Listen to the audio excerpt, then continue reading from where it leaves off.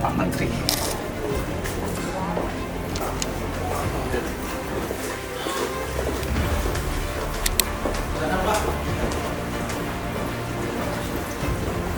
Waduh, rombongan dah. Makasih ya. Ini ada Pak Sekjen, ada Pak Wamen, makasih ya. Karena deadlock, akhirnya kami inisiatif, yuk kita buat yang namanya polling, sekaligus ada kuasa elektronik. Nah, untuk mempersingkat waktu, mungkin begini Gus, kita ada beberapa poin ya. Maka dalam hal ini kami meminta agar para pihak sepakat untuk mengikuti hasil polling yang telah terdata dan atau disalurkan kepada penerima manfaat lain, sebagaimana yang tertuang pada pasal 8.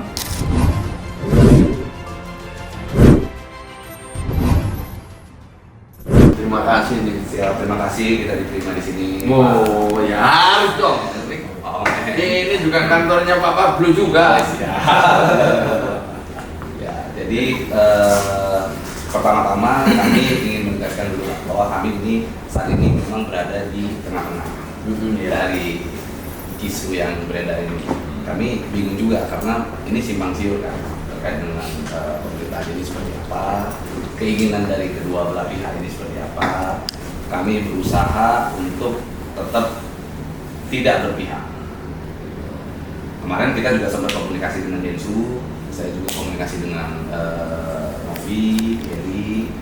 Nah, kira-kira petunjuknya seperti apa nanti mungkin saya serahkan ke Pak Menteri gitu. Ya terima kasih lah ini. Memang perlu kita komunikasi ya. Ya.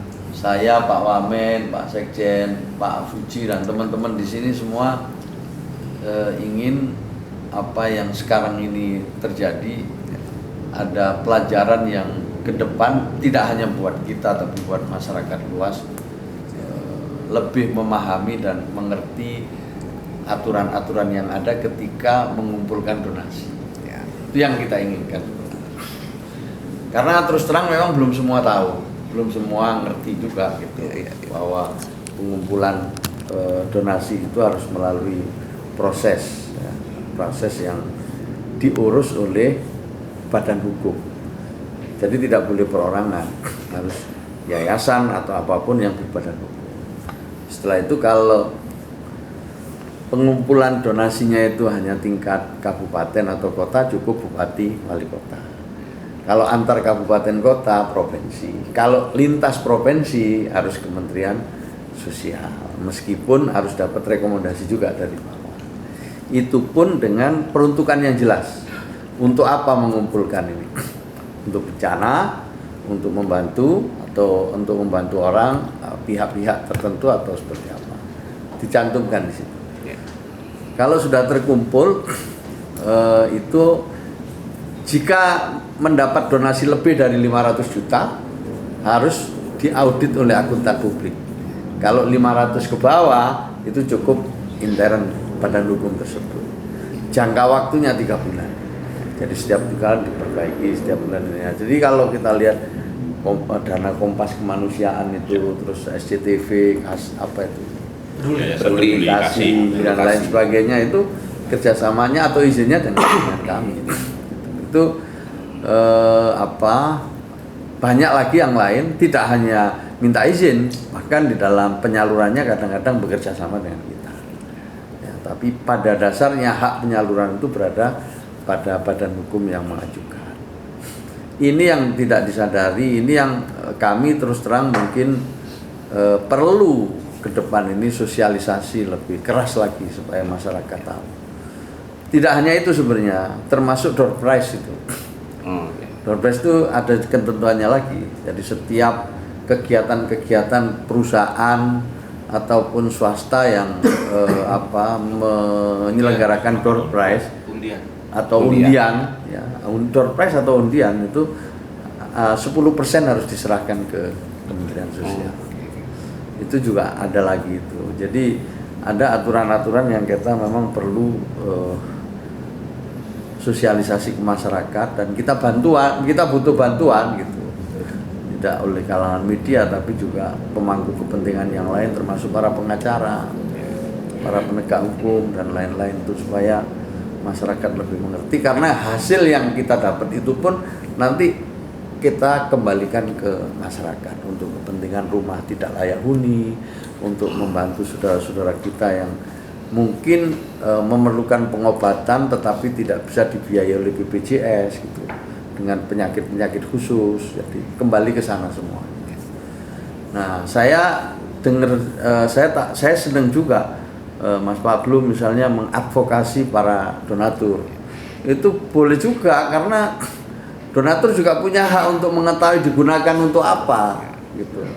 Kalau tidak digunakan untuk tujuan awalnya kan bisa kecewa gitu, bisa keberatan, mungkin bisa mempersoalkan. Nah, jadi itu saya ingin memang dialog, diskusi, penting banget untuk mewakili para donatur. Itu harus ada yang mewakili para donatur. Nah, sekarang Novi ini adalah pihak penyelenggara, ya kan? Densu pihak yang membantu penyelenggara untuk memperoleh dukungan lebih luas. Sementara Agus Salim pihak yang dibantu, karena pihak yang dibantu ini juga mungkin perlu pendampingan hukum, maka si Farhad masuk gitu. Ya boleh aja, semua sih boleh, tapi kita kembali ke niat baik. Itu saya bilang berulang-ulang, semua ini kan awalnya niat baik. Ya mari kita kembali ke niat baiknya itu dulu. Setelah itu bersedia saling memaafkan. Ini modal besar untuk meluruskan semua. Dua-duanya mau. Nah, tinggal nanti Mas Pablo bantu dari sisi teman-teman donatur ini. Prioritas pertamanya, mari Mas Agus Salim ini kan perlu penanganan medis ini. Bukan perlu berita ini sebenarnya. Ini Mas Agus Salim ini perlu penanganan medis. Yang sampai sekarang saya lihat masih serius itu ketemu itu. Pakai kursi roda, terus ya ininya masih banyak luka di tangannya, apalagi matanya ya. Saya cukup serius gitu. Nah, ini yang jadi masalah besar gitu. Alhamdulillah sih udah sampai titik itu. Mudah-mudahan minggu depan ini ya. Kemarin Pak Wamen menyaksikan gitu. Mungkin minggu depan ada semacam deklarasi damai. Oh, minggu depan. Saya mohon nanti Mas Pablo juga ikut menyaksikan, semua ikut menyaksikan. Harapan saya begitu. Oke. Itu kira-kira saya. Sedikit memang didasari dari rasa menjaga moral para donatur ini, ya kan, yang khawatir kalau dana ini diselewengkan ini kan dia nggak mau lagi memberikan donasinya ke depan. Makanya kita berinisiatif mengumpulkan 8.000 donatur. 8.000 loh Pak. 8.000 data itu. Dan ini fenomenanya menarik juga Pak Menteri. Jadi ternyata banyak WNI kita di luar negeri sana itu yang ikut juga memberikan donasi. Gitu, nah itu makanya jadi ini juga masukan juga buat kementerian. Ini bukan cuma lingkup Indonesia. Tapi kalau sampai ke luar negeri ya ini gimana apalagi. Nah, jadi memang di lapangan kita banyak menemukan adanya kekosongan hukum. Jadi law in booknya ini nggak mencatat apa yang law in action-nya gitu. Nah, itu aja sih yang perlu disampaikan. Ya bahkan lintas negara. Kalau kita sampai lintas provinsi, lintas negara, tapi bagian besar kan WNI juga. WNI juga, dia punya rekening Indonesia. Jadi kita punya database donaturnya, kita adakan polling juga, polling. Jadi memang kalau dari hasil polling itu sebagian besar berharap bahwa dana ini diberikan kepada Agus, namun terhadap sisanya inilah yang maunya ini diberikan kepada korban-korban yang lain. Ya, itu nanti. Nah, itu yang ini kan belum sama sekali untuk berobat sama hanya 200 itu untuk keperluan lain malah. Kalau tidak salah loh ya. Novi sendiri tolong ini diberi masukan juga bahwa dia harus mendapatkan izin. Kemudian dia harus mau mendatangkan akuntan publik untuk mengaudit semua bantuan yang sudah diterima. Dan gitu lumayan, berarti aturan bisa diikuti. Tolong dibantu itu. Kalau enggak bisa bermasalah. Kalau ini mempersoalkan lewat ini mas-mas ini bapak-bapak ini bermasalah kan, bisa bermasalah. Ya, sebagai informasi Pak Menteri, izin Pak Wamen. Jadi kami sudah melakukan gugatan. Kami sudah melakukan gugatan, bahkan nomor perkaranya sudah ada ya. Nomor perkara iya sudah. itu kan. Bahkan sudah diundang, sudah dipanggil kita oleh persidangan. Tanggal 8 kita sudah harus membacakan gugatan Pak Menteri. Makanya ini kalau bisa belum 8 ini kalau bisa udah selesai. Selesai. Gitu. Maksud saya itu udah, tapi tetap kita awasi kan gitu. Nah, kalau bisa ya supaya clear dulu ya. Jadi clear dulu dan mau sepakat fokus untuk Agus bahwa nanti sisanya segala macam kan kita awasi bersama. Berarti gugatan itu nanti bisa dilanjutkan kan kalau Novi sebagai penyelenggara negara misalnya tidak memperbaiki. Kami bingung, kami pengen segera selesai, tapi pada saat selesai begitu ada pertemuan kami dicecar. Kalau begitu ngapain harus ada polling? Selalu seperti itu. Ya nanti saya bilang lah kita bantu untuk menetralisir itu akan kita bantu. Jadi pasti kalau kita kumpul semua kita jelasin nanti poin-poinnya ini semua bicara, yang mewakili donatur bicara, penyelenggara bicara, nanti Mas Densu bicara, Agus pihaknya Agus juga bicara. Kita harus pulihkan, nggak tega juga sama nanti kalau ketemu. Ini gimana kok? Saya bilang kenapa kebawa ke pemberitaan sementara penanganan medisnya jadi terbengkalai, terabaikan. Jadi kenapa donatur ini akhirnya bisa muncul? Karena adanya mediasi yang dilakukan di Gedung Juang yang kami anggap itu deadlock. Deadlock yang mana dua opsi ini sudah tidak bisa dipakai. Ini usang. Karena deadlock akhirnya kami inisiatif, yuk kita buat yang namanya polling, sekaligus ada kuasa elektronik dengan materai elektronik juga di sana. Jadi teman-teman yang ada di luar kota semua donatur mengisi, memberikan kuasa kepada kami. Sampai hari ini terkumpul 577 kuasa yang sudah kami himpun, dan ini bertambah terus setiap hari. Nah, saya bilang sama teman-teman, ini kalau setiap hari bertambah beban kita semakin besar, harusnya cepat selesai. Pokoknya mudah-mudahan nanti ada pelajaran yang baik sehingga ke depan masyarakat juga bisa lebih selektif, penyelenggara juga lebih kredibel gitu kan. Jangan sampai orang yang punya pengaruh besar kayak Mas Densu itu dengan niat baik ya, tidak ada pikiran apa-apa kecuali membantu, tiba-tiba berhadapan dengan masalah-masalah yang seharusnya tidak perlu gitu. Ini kan masalah-masalah yang seharusnya tidak perlu. Agus Salim yang mestinya utamanya bagaimana dapat pengobatan medis ya terutamanya. Ini dia medis, psikologis sekarang semua ini banyak ini yang dia perlu pendampingannya. Itu kemudian nanti jadi terabaikan. Nah, maka sekarang kemarin ini ada Pak Wamen, ada teman-teman yang lain, saya ajak, mari kita kembali ke niat baik. Semua niat baik. Pak Pablo pun tadi nyampaikan ini niat baik untuk membantu bagaimana donatur ini juga tidak sampai putus asa. Kebiasaan membantunya nanti jadi loyo, ya terus nggak mudah percaya sama orang, kan gitu toh. Jadi itu dijaga juga, moral itu dijaga. Saya kira ini kebaikan. Jadi kembali ke kalau aturan ya kembali ke audit. Ya kembalinya ke audit. Jadi audit publik, audit akuntan publik. Di audit yang dari situ kalau kita kembali ke aturan ya harus diaudit. Dari audit kita akan tahu ini dipergunakan sebagai mestinya apa enggak. Kan akan tahu gitu. Kalau sekarang kan nggak tahu kita. Sebenarnya Novi nanti ya kita minta secara sukarela yang mengundang akuntan publik untuk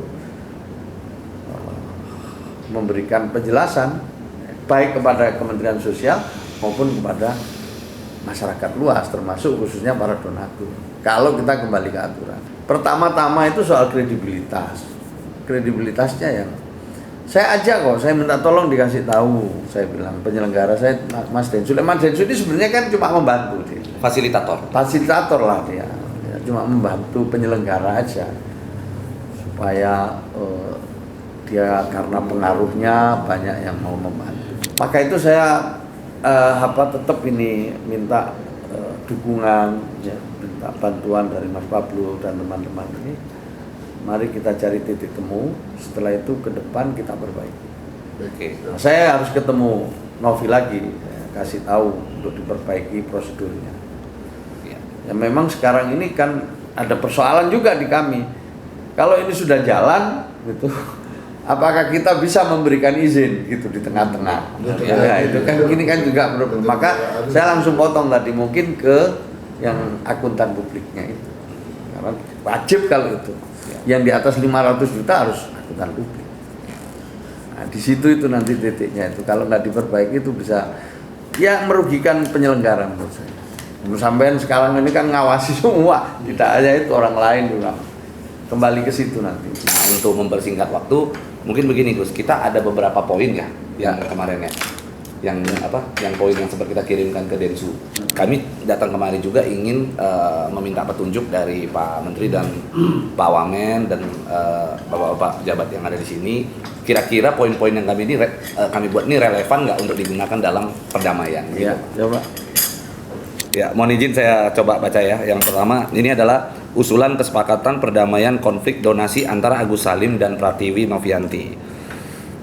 Kami yang bertanda tangan di bawah ini selaku kuasa hukum pihak donatur sesuai dengan surat kuasa nomor sekian-sekian tertanggal 16 November 2024 sehubungan dengan adanya sebuah itikat baik untuk membangun kesepakatan perdamaian antara Agus Salim, Pratiwi Novianti dan kuasa hukum perwakilan donatur, maka kami sebagai salah satu pihak yang menjadi bagian yang tidak dapat terpisahkan di dalam pusaran konflik tersebut memberikan apresiasi yang setinggi-tingginya kepada Saudara Denny Sumargo yang telah berinisiatif untuk mencari jalan agar terciptanya perdamaian ini.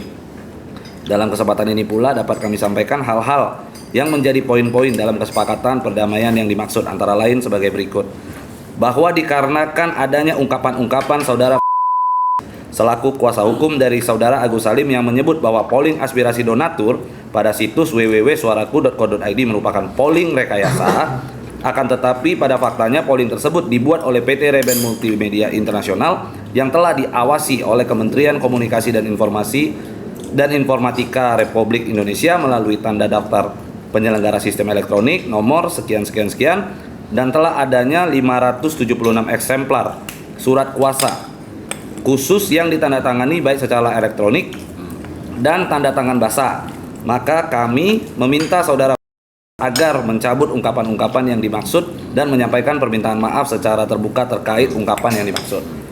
Poin kedua, bahwa dapat kami informasikan saat ini kami selaku kuasa hukum perwakilan donatur telah secara resmi mengajukan gugatan atas perbuatan melawan hukum di Pengadilan Negeri Tangerang dengan register perkara nomor sekian-sekian tertanggal 26 November 2024 terkait dengan pengumpulan uang dan barang yang dilakukan tanpa adanya izin dari pejabat terkait. Dalam hal ini Kemensos Republik Indonesia sebagaimana yang dimaksud pada pasal 8 Undang-Undang Nomor 9 Tahun 1961 tentang pengumpulan uang dan barang. Maka dalam hal ini kami meminta agar para pihak sepakat untuk mengikuti hasil polling yang telah terdata. Poin keempat, bahwa terhadap sisa uang donasi, maka agar para pihak sepakat untuk mengalihkan sisa uang donasi yang dimaksud dapat disita dan atau dihibahkan kepada Kemensos RI yang dipergunakan sedapat mungkin untuk membiayai usaha-usaha kesejahteraan yang sejenis dan atau disalurkan kepada penerima manfaat lain sebagaimana yang tertuang pada pasal 8 ayat 3 Undang-Undang Nomor 9 Tahun 1961 tentang pengumpulan uang dan barang. Sebagai catatan, merujuk sebagaimana yang selama ini telah dilaksanakan oleh kitabisa.com, bahwa ketika penyelenggara membuka sebuah kegiatan donasi, terdapat sebuah ketentuan yang berbunyi jika donasi melebihi target donasi, kelebihan donasi akan dialihkan untuk membantu pasien lain. Sehingga kegiatan yang dilaksanakan oleh kitabisa.com tentunya dapat menjadi sebuah contoh, menjadi sebuah preseden kegiatan baik yang dapat kita tiru sebagai acuan. Yang kelima, bahwa berdasarkan informasi data yang berhasil kami dapatkan bahwa Saudara Agus Salim kami duga telah melakukan dugaan tindak pidana penggelapan sebagaimana yang dimaksud dalam pasal 372 KUH pidana terhadap uang yang telah dikumpulkan menggunakan rekening milik Saudara Agus Salim senilai 138 juta rupiah yang diduga digunakan untuk kepentingan di luar daripada pengobatan Saudara Agus Salim. Dan atas dugaan tindak pidana yang dimaksud, maka kami telah melaporkan Saudara Agus Salim ke Polda Metro Jaya dengan nomor LP sekian-sekian pada tanggal 30 November 2024. Maka atas hal tersebut kami meminta agar para pihak sepakat terhadap uang yang dimaksud dapat dipertanggungjawabkan dengan cara mengembalikan terlebih dahulu guna melengkapi total uang yang sesungguhnya telah berhasil dikumpulkan pada rekening pribadi milik saudara Agus Salim. Demikian Pak usulannya tadi. Kira-kira apakah dari poin-poin tersebut ada yang memang bertentangan dengan aturan atau yang memang secara moralitas tidak dapat kami sampaikan, bertentangan juga dengan hukum? Mohon petunjuknya Ya. Pak. Saya mengomentari yang bagian akhir itu ya, kesimpulannya itu sejalan dengan pikiran kita. Istilahnya itu islah sudah. Kembali kepada niat baik dan mari kita berbuat baik. Kan itu intinya itu. Jadi pertama-tama kembali ke Agus yang sampai sekarang menurut saya setelah saya ketemu belum mendapatkan penanganan medis yang memadai. Itu yang pertama, itu kata kuncinya di situ. Terbawa isu-isu, jadi jadi ikut lebih banyak konferensi persnya daripada ke dokternya. ini kan nggak semestinya seperti itu. Tapi di atas itu semua kami menyadari, kami memaklumi bahwa ini adalah situasi yang didasari pada suatu kesalahpahaman. Ini salah paham semua ini. Karena salah paham ya jadinya silang sengkarut gitu. Itu yang kedua, rasa-rasanya ya nggak sulit ya kita untuk ajak nanti Mas Farhad untuk ketemu, saling memaafkan, saling mencabut. Mudah-mudahan saya sih ya nggak bisa janji, tapi saya akan coba kerja keras sama Pak Wamen segera ketemu, segera selesai. Nanti tanggal berapa itu ya pulang, Pak Densu pulang, Mas Densu pulang, baru kita pengennya ketemu secara bersama-sama. Tapi saya usahakan minggu depan bisa ketemu dulu Mas Babu sama Pak Farhad. Saya usahakan bisa segera ketemu. Nah untuk tanggal 8 itu minta ditunda dulu kan, misalnya kayak apa nanti diatur bisa ketemu. Insya Allah itu dulu lah. Jadi saya masih percaya karena diawali niat baik, nggak ada jalan tengah atau nggak ada jalan keluar. Semua ada jalan keluar kalau semuanya niat baik. Dan semua saya lihat niatnya baik. Dan semua berangkat dari niat baik. Itu modal kita untuk islah, istilah saya. Insya Allah Bu, insya Allah nggak ada masalah. Kita bantu, kita dukung dan kita fasilitasi, insya Allah saya sama Pak Wamen sama teman-teman berupaya sekuat tenaga cari yang terbaik. Dan targetnya minggu depan ini sudah tuntas. Saya pikir udah clear ya. Ya. Jadi kita dudukan kembali persoalan ini ke niat kita awal itu, bahwa ini persoalan kemanusiaan. Terus yang kedua masalah hukum segala macam, kemarin Mas Farhad Abbas juga sudah calling down ya. Dia sudah menyatakan ingin islah, ingin mencabut semua laporan-laporan segala macam. Saya pikir ini clear dan sejalan apa yang disampaikan poin-poin tadi. Cuma tinggal nanti di mediasi aja sama si Farhad supaya langkahnya juga clear kan. Maksudnya realisasinya benar-benar sesuai. Iya, makanya kita ketemu nanti. Yang penting kita amankan Agus ini dulu lah. Siap. Aman, insya Allah. Kami inginnya sebenarnya seperti itu Pak, Ya. sebenarnya. Karena semuanya platformnya di situ awalnya. Itu diizinkan nggak kalau kami dikirim itu poin-poin tadi? Baik. Agus menjadi pelajar juga. Ya. Saya catat ini 4 poin. 1, kembali ke niat baik. Ya. Kedua, saling memaafkan. Tidak cari yang salah, tapi kita saling memaafkan. Yang ketiga, semua pihak mencabut gugatan. Semua laporan, semua gugatan, pokoknya dicabut semua lah, semua pihak. Keempat, semua sepakat fokus kepada penanganan medis Agus Salim. Termasuk psikis mungkin Gus ya. Ya, medis itu ya ada tindakan medis, psikis, nanti ada rehabilitasi sosial juga. Ya. Ada 3 itu nanti ada ininya itu. Ada prosedurnya. Soal dana yang sudah didapat harus diaudit oleh akuntan publik. Kan gitu toh. Ya. Itu kan yang keenam harus itu kata kuncinya itu aturan. Karena di atas 500 juta.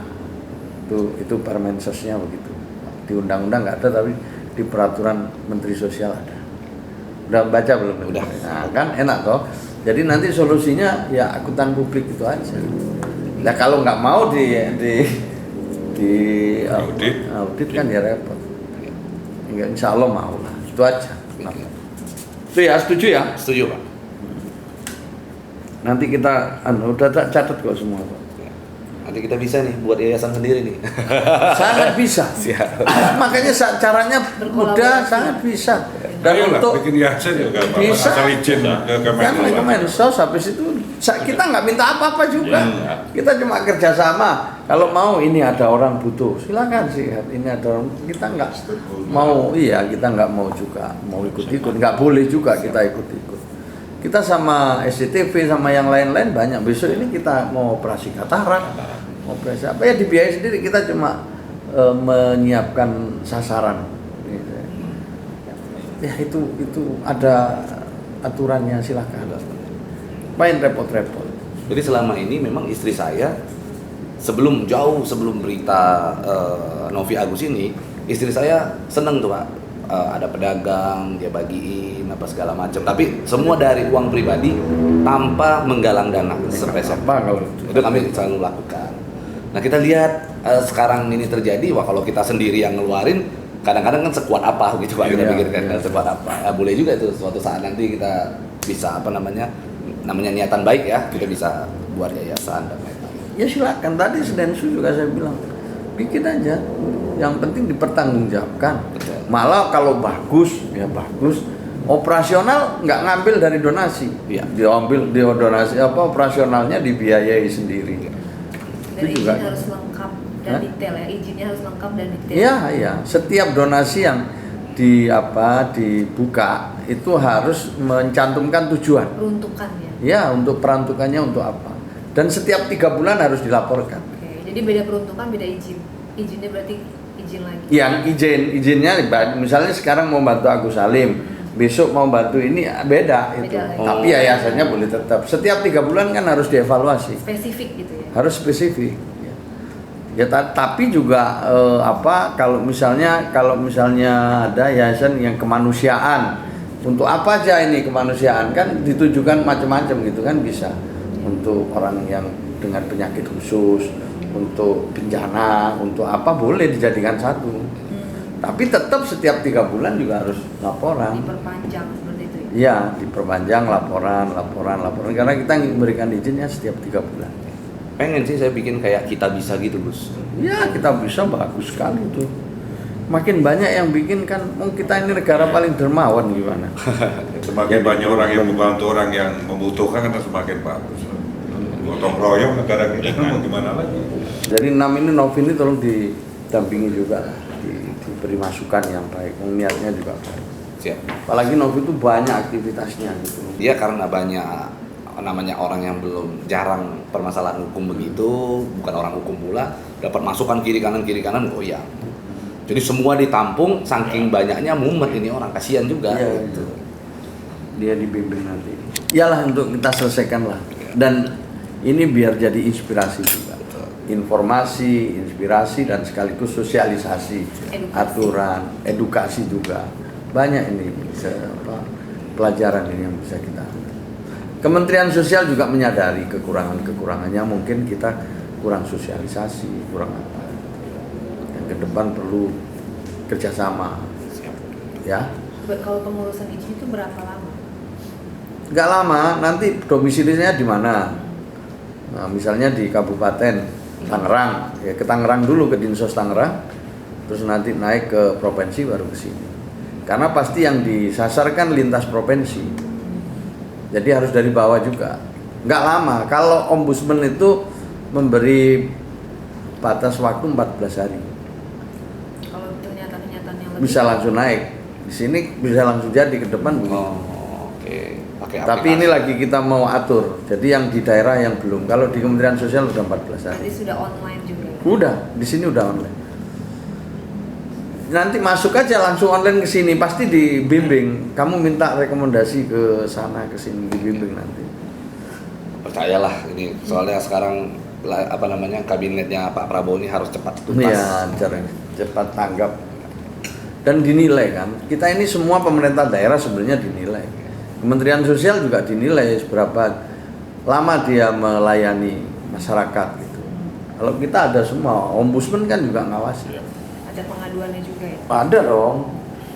Jadi harus ada tempat pengaduan, terutama itu kalau kita kirim surat itu di mana, ini kalau lewat online seperti apa gitu. Ada semua di sini. Dan kita udah online ya, kalau izinnya seingat saya udah online sih. Coba aja, coba. Ya, jadi friendly user gitu kan. Jadi Ya harus. Hari-hari ini kan nggak boleh mempersulit. Iya.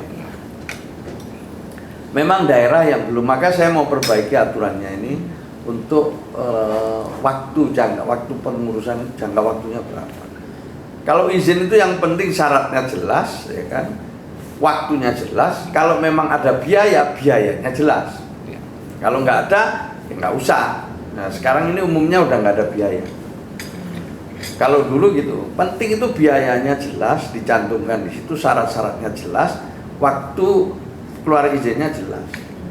Itu namanya itu satu perizinan yang istilahnya layak lah, disebut layak.